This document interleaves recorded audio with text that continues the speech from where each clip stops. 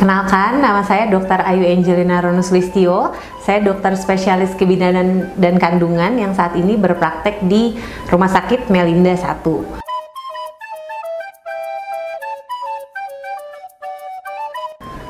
Oke, jawabannya mitos. Kenapa? Karena sebenarnya berbeda saluran antara minyak kelapa yang diminum dengan untuk melancarkan persalinan.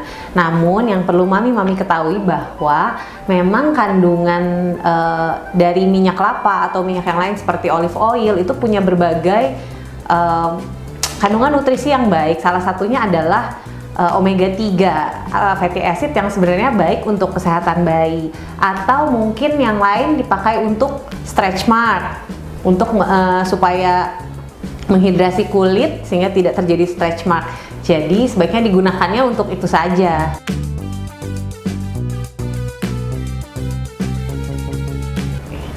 Jadi untuk alat ultrasonografi yang sering kita gunakan itu sebenarnya tidak mengandung radiasi. Yang kita gunakan adalah efek dari gelombang suara yang kemudian akan diubah menjadi energi panas sehingga nanti akan terlihat nih gambaran babynya gitu. Nah, namun yang harus mami ketahui bahwa energi panas ini juga sebenarnya memiliki potensial atau efek kepada jaringan-jaringan dari bayi gitu. Nah, sehingga sebenarnya kalau dilakukan terlalu sering pun tidak ada benefitnya untuk mami-mami. Jadi sebaiknya dilakukan oleh tenaga profesional sehingga bisa dilakukan pengaturan pada efek thermal dari bayi di alat USG-nya. Jadi jawabannya mitos juga.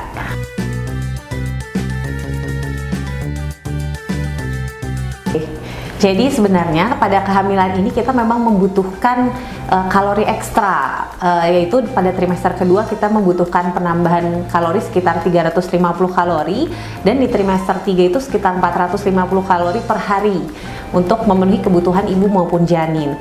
Nah, ketika hamil ini biasanya mami-mami ini mengalami peningkatan produksi hormon yang menyebabkan maminya merasa kepanasan nih, sehingga biasanya mereka cenderung untuk meminum air es.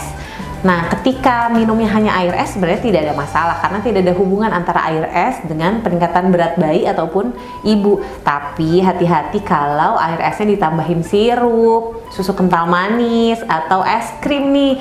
Nah, itu yang berbahaya karena ke bayinya mungkin naik, ke ibunya mungkin naik. Dan hati-hati untuk ibu-ibu yang punya kadar gula berlebih atau gestasional diabetes, karena itu tentu saja akan berpengaruh pada ukuran bayi di dalam kandungan.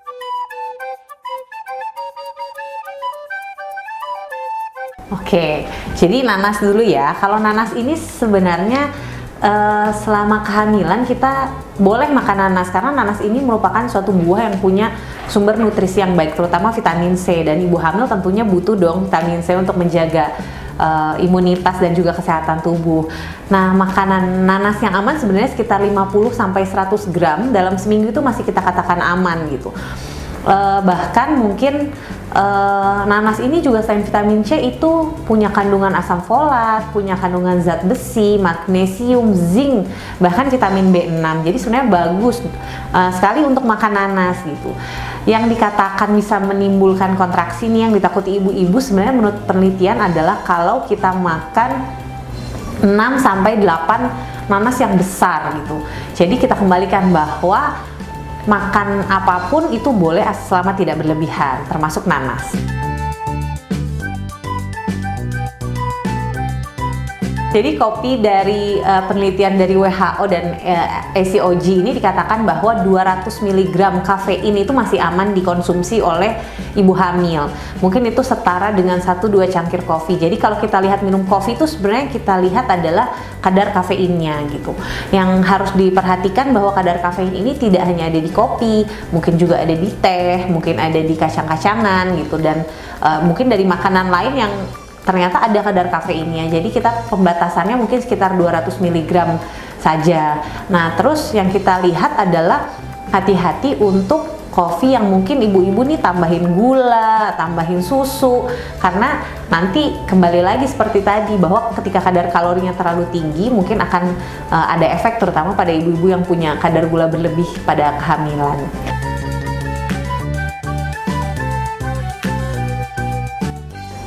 kalau itu fakta, nanti ibu-ibu yang suka makan durian jadi sedih dong semuanya. Jadi mungkin saya bisa bilang itu mitos. Durian itu aman. Jadi di dalam durian ini terkandung kadar fiber, salah satu kadar fiber yang mungkin bisa berfungsi sebagai laksatif atau untuk membantu ibu untuk buang air besar lebih lancar gitu ya, seperti buah-buah yang lain. Jadi kadar fibernya ada, kemudian dia juga punya vitamin B kompleks yang baik, ada niacin, tiamin, riboflavin. Kemudian durian ini juga punya sumber dari kuper, kemudian zat besi dan magnesium. Jadi itu sebenarnya kuper dan zat besi ini kan salah satu zat yang atau salah satu kandungan nutrisi yang fungsinya adalah untuk membentuk sel darah merah. Jadi kita tahu bahwa ibu-ibu sebenarnya butuh banget nih sel darah merah, karena kebutuhan darah ketika ibu hamil tuh kebutuhan darahnya juga akan meningkat gitu. Nah, kemudian durian ini juga salah satu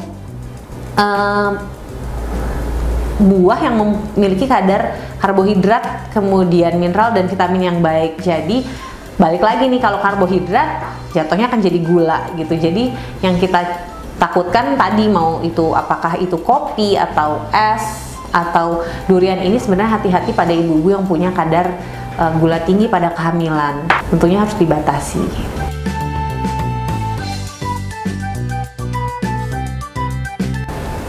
Saya juga penggemar sushi, jadi selama sushinya matang itu tidak masalah gitu. Karena sebenarnya kita takutkan ketika kita makan kandungan ikan-ikan mentah itu adalah bakteri atau parasit yang terkandung dalam ikan tersebut, sehingga nanti akan menyebabkan ibunya maupun janinnya terkena berbagai masalah, terutama masalah pencernaan gitu. Jadi selama sushinya matang tidak ada masalah. Justru makan ikan itu sangat disarankan untuk ibu hamil, karena untuk memenuhi kebutuhan omega 3 fatty acidnya pada ibu hamil, dan itu sangat penting juga untuk perkembangan dari otak bayi.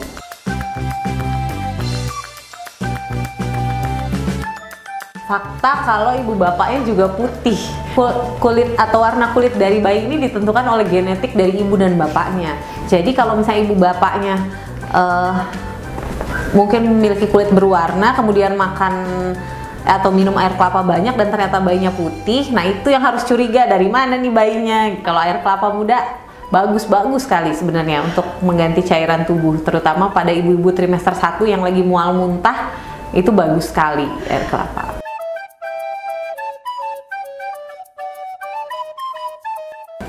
Jadi kalau ini fakta. Kenapa? Karena memang sebenarnya proses pendidikan pada bayi ini tidak hanya dimulai ketika bayinya lahir, namun ketika bayinya baru proses pembuahan saja, proses pendidikan ini sudah dimulai gitu.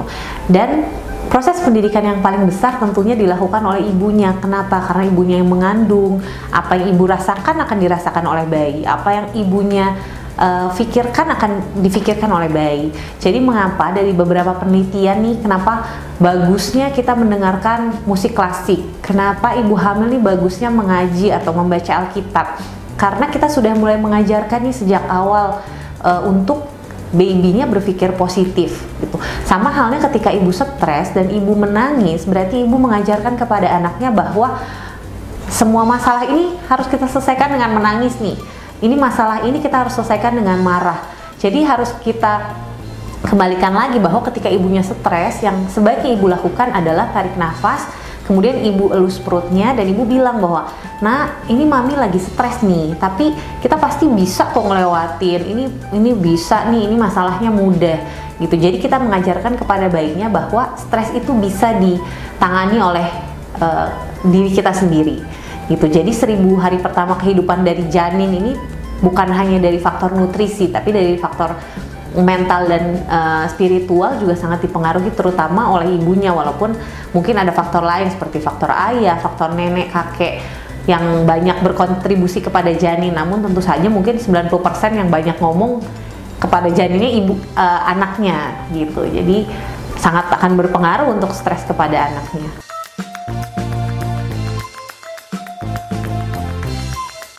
Oke, jadi masalah keamanan ketika kita mau naik pesawat nih, bepergian naik pesawat ataupun sebenarnya mungkin naik transportasi yang lain ya, seperti kapal laut gitu. Nah, kita harus tahu kondisi dari badan kita gitu. Selain kita harus kontrol ke dokter, sebenarnya dikatakan dari beberapa penelitian yang paling aman ini sebenarnya pada trimester kedua, yaitu pada sekitar 16 sampai 28 minggu. Kenapa? Karena biasanya energi dari maminya ini sudah kembali nih, kita sudah tidak mual, kemudian tapi kehamilannya belum terlalu besar, jadi kita masih bisa leluasa bergerak gitu, sehingga sebenarnya masih aman pada trimester kedua. Nah, jika memang mami-mami butuh sekali untuk naik pesawat, itu biasanya kita harus mengetahui due date persalinannya kapan, karena memang kalau kita sudah masuk trimester 3 atau bulan ke-8 ke-9 biasanya dari maskapai penerbangannya juga sudah tidak menyarankan, terutama adalah penerbangan internasional yang mungkin butuh waktunya sampai belasan jam gitu. Jadi kita harus tahu nih kapan due date-nya. Yang kedua, tidak ada masalah selama kehamilan. Masalah selama kehamilan itu misalnya ibunya tidak ada mual muntah berlebih, ibunya tidak ada perdarahan, tidak ada mules-mules, kemudian tidak ada darah tinggi gitu. Jadi sebenarnya kembali lagi kita konsultasikan dengan dokter kandungan masing-masing. Tapi secara umum sih untuk bepergian dengan pesawat sih aman. Kalau misalnya untuk efek radiasi biasanya tidak ada juga. Mungkin ketika masuk ke scan pesawat awalnya ya, jadi ibu hamil biasanya sudah mempunyai hak untuk meminta kepada pegawai atau petugasnya untuk diperiksa manual saja, jadi tidak melewati scan tersebut.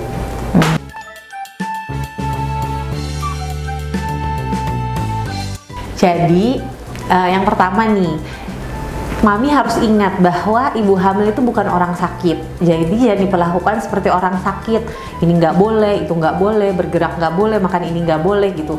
Karena sebenarnya kembali lagi bahwa happy mommy, happy baby. Ketika ibunya happy, ibunya nggak stres, maka anak yang dikandungnya juga akan baik gitu. Terutama adalah proses kehamilannya, ibu akan enjoying her pregnancy, kemudian bayinya bisa lahir sehat.